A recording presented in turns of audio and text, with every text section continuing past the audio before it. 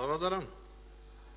Колежке Честојнова, ќе ви поставам две прашања за вашата дискусија. Прво, дали не ви е малку чудно што во овој момент толку многу позицијата е запната да го смени Марко Зврлевски со образложение дека незаконито, ненавремено и недоволно стручно ги вршил работи.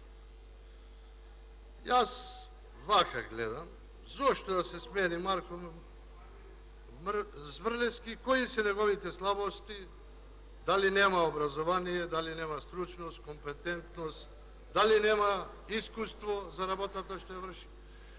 И зошто Советот на јавни обвинители последните негови 3 извештаи ги оценил позитивно и ги прифатил. Што значи дека во моментов не добивме ни еден аргумент зошто Марко Зврлевски треба да биде сменет. Ако парламентарното мнозинство има аргументи, нека ги изложи, нека каже, може би и ние ќе се убедиме во тоа дека Марко Зврлевски треба да биде сменет.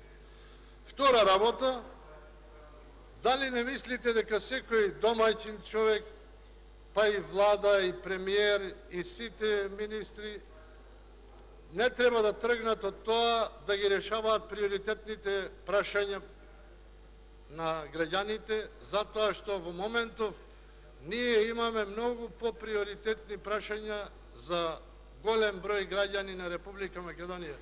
Верувајте ми, граѓаните на Кирчево, Македонски Брод, Тетово, Гостивар, воопшто не ги интересира дали Марко Зврлевски ќе биде или Дарко некој друг. Не знам.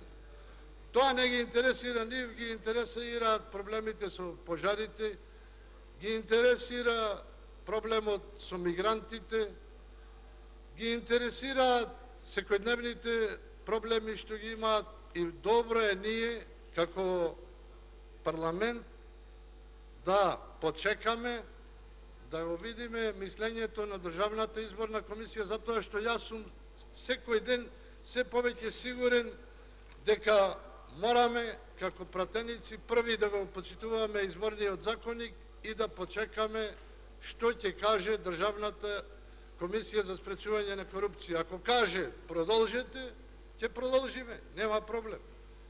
Ако не, ќе прекинеме оваа седница и ќе се зафатиме со приоритетните прашања за сите граѓани на Република Македонија. Ние веќе касниме. Ова со пожарите требаше да го разгледуваме пред 10 дена. Исто така и стратегијата за мигранти требаше да ја разгледаме многу порано, затоа што тие се многу поприоритетни. Благодарам.